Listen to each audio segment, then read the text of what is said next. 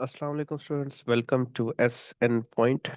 आज की वीडियो में हम डिस्कस करेंगे आज का मॉर्निंग का जो पेपर हमारा हुआ है। ये सब्जेक्टिव आपके सामने है, अगर आप देखना चाहें। और हमने आज सॉल्व करना है, ये हमारा ऑब्जेक्टिव। तो एक बार फिर welcome to S N point. और अगर आपने मज़ीद इसी तरह की वीडियोस के सॉल्यूशंस वगैरह देखने हैं, तो चैनल को सब्सक्राइब कर लें। मैं आपको आंसर की नहीं सिर्फ बताऊंगा, कोशिश करूंगा कि साथ साथ हम सॉल्यूशन भी डिस्कस करें, ताकि जितना आपके लिए बेहतरी से चीज़ को आप समझ सकें उतना अच्छा है। पहला क्वेश्चन हमारे पास लिखा हुआ है कि 1/9 होल पावर -1/2। 1/9 होल पावर -1/2 किसके इक्वल है? तो सबसे पहले हमने इसको एक्सपोनेंशियल रूल्स ही लगाने हैं। तो 1/9 का रेसिप्रोकल हो जाएगा 9। तो ये 9 की पावर +1/2 हो जाएगी। और फिर ये 3 का स्क्वायर होता है 9। 2 2 कैंसिल, तो आंसर 3 आता है। तो जो राइट ऑप्शन होगा वो हमारा ऑप्शन नंबर ए होगा। ये करेक्ट ऑप्शन है 3। ठीक है, मैं इसको इरेज कर देता हूँ ताकि ज़्यादा जगह ना घेरे। तो जो राइट ऑप्शन है हमारा वो 3 है। नेक्स्ट लिखा हुआ है कि जो सिग्निफिकेंट नोटेशन है 7 1। इसको मैं और कलर चेंज कर देता हूँ, वाइट से लिख लेते हैं। 7 1 71,000 की सिग्निफिकेंट नंबर बताएं। तो देखें, सिग्निफिकेंट नोटेशन में हम ये करते हैं कि हमेशा पहला नॉन जीरो होता है, उसके बाद हमने ना पॉइंट लगाना होता है। तो पहला नॉन जीरो 7 है, 7 के बाद अगर हम पॉइंट लगाते हैं .1, उसके बाद कितने नंबर है? 1 2 3 4। तो ये 10⁻⁴ हो जाएगा। तो इस पे जो आपके पास राइट ऑप्शन हमारे पास करेक्ट है वो ये वाला है, डी वाला। नेक्स्ट है हमारे पास कि रेंज हमने बतानी है। रेंज, आप जब हमारे पास इस तरह के सेट दिए होते हैं ना, तो इन सेट्स में बेटा जो पहली वाली वैल्यू होती है ना, फर्स्ट वैल्यू, वो डोमेन होती है। ठीक है, और जो सेकंड वैल्यू होती है, जिस जिस तरह ये वाली वैल्यू है 3 है और 5 है, इसको रेंज बोलते हैं बेटा। तो जो रेंज होती है, रेंज हमारे पास फिर क्या होगी? 3 और 5, ये वाला हमारे पास बी पार्ट होगा। 3 और 5 ये हमारी रेंज है। नेक्स्ट है हमारे पास for are two polynomials HCF into LCF किसके इक्वल होते हैं? तो फॉर्मूला होता है, दो पोलिनोमियल्स है आपके पास, तो ये उन दोनों का प्रोडक्ट होगा। यहाँ पे इन्होंने पोलिनोमियल जस्ट ए बी कहा गया है। यूजुअली बुक में एक्स वाई एक्स में लिखी जाती है। So you no need to worry about it. Just हमारे पास दो इक्वेशंस है तो उनका प्रोडक्ट होता है। तो ये ऑप्शन डी करेक्ट है। नेक्स्ट है हमारे पास, अ, ये मैं कलर चेंज कर लेता हूँ।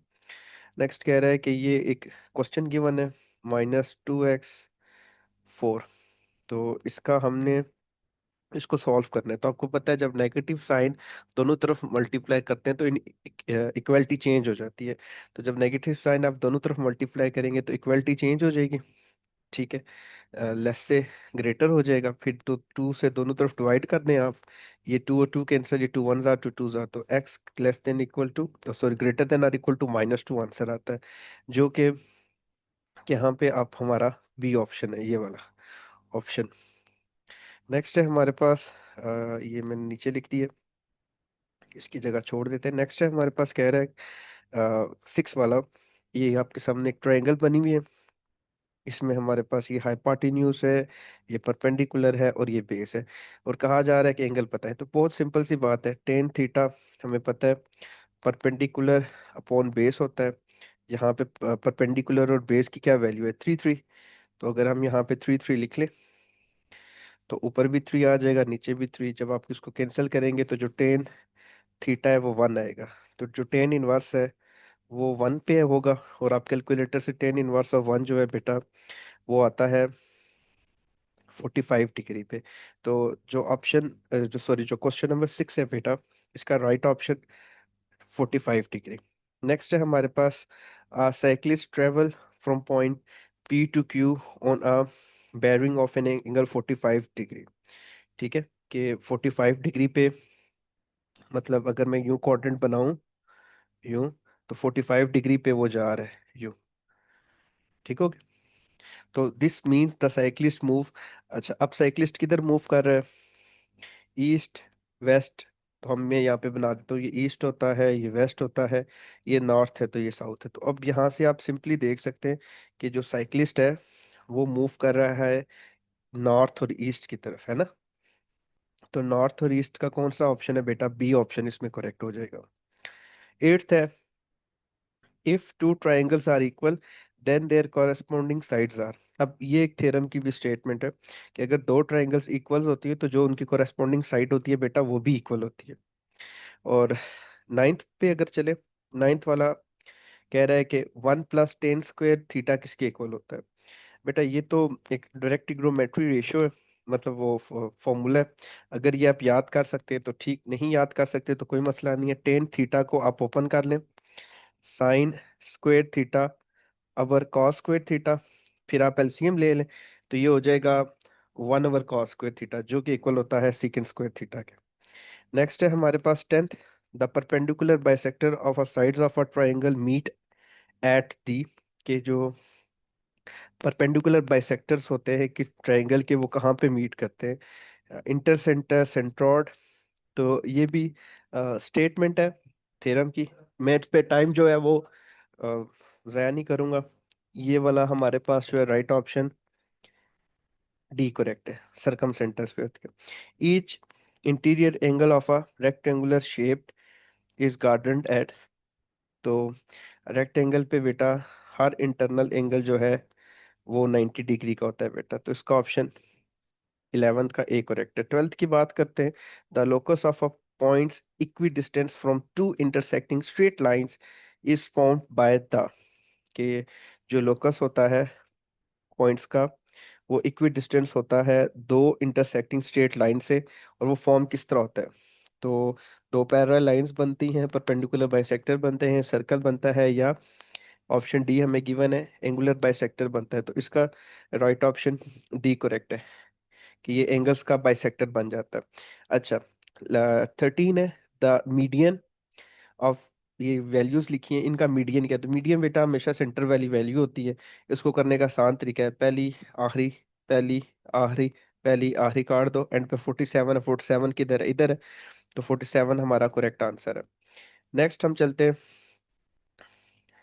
हमारे पास जो 14 है, if a fair die is roll once, एक एक दफा डाइस को हमने रोल किया है और हमारे पास जो प्रोबेबिलिटी टू की क्या होगी, तो याद रखिएगा बेटा टोटल डाइस में हमारे पास 6 होते हैं। तो हमने एक बार डाइस को रोल किया है तो टोटल जितने होते हैं, और जितनी बार हम रोल करें, एक बार किए तो 1 अपॉन टोटल कितने, टोटल कितने डाइस में होते हैं, नंबर 6 होते हैं, 1 2 3 4 5 6, तो 6, तो इसका राइट ऑप्शन बेटा बी करेक्ट है। लास्ट वन है हमारा, ये बड़ा इंटरेस्टिंग है, which one is possible valid relative frequency. अब रिलेटिव फ्रीक्वेंसी बेटा उस फ्रीक्वेंसी को बोलते हैं जो 0 से 1 हो, ठीक है।